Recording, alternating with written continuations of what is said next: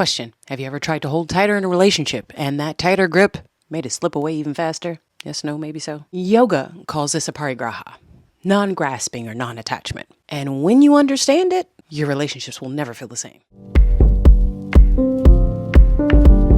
Welcome back to Yoga and Relationships. I'm Javi, your favorite polyamorous yoga therapist. So let's talk about Aparigraha. Again, Aparigraha means non-possessiveness, non-grasping, non-attachment. It's not detachment or indifference, but it is about releasing control and letting love flow. Now, on the mat, this can look like tightly clenched fists, gripping your muscles or straining. In life, off the mat, this can look like clinging to a partner's attention, clinging to an outcome or a role, and it equals resistance. Now, I am one that used to believe that if I worked harder, explained more, loved better, that I could keep relationships from ending.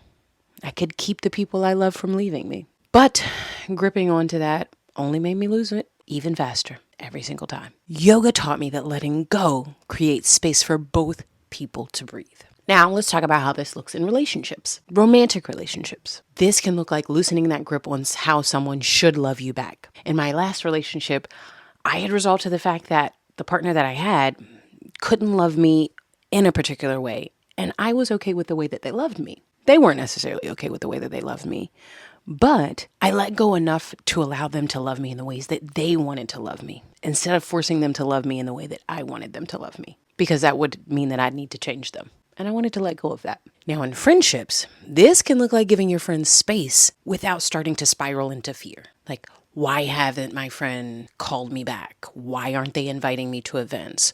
Why did I text them and they left me on red? People be going through stuff. And practicing Aparigraha in our friendships allows us to give our friends a little bit more space so that they can also live their lives, because life is lifing for them as well. In family, this can look like loosening expectations of old roles. And in your relationship with yourself, this can look like releasing perfectionism and self-criticism. Now, what is a yoga therapy tool that we can use to support us when these things happen? We can try an open hand meditation. Now, what the fuck is that? Let me tell you. So step 1, you're going to sit comfortably. Whatever's a comfortable seat for you. Then you're going to clench your fist really tight and notice the tension. Step 2, you're going to release your hand, palms open, and notice the softness, right? Now, this is Aparigraha in action, shifting from grasping to allowing. Notice the tension, notice the ease, and pay attention to how it feels all up your arm. When you clench your fist, you feel it in the forearm and the shoulder. When you release tension in the forearm and the shoulder. And then ask yourself, what am I gripping onto that needs to be released? Now, remember, Aparigraha reminds us that you cannot force love, but you can create space for it to grow.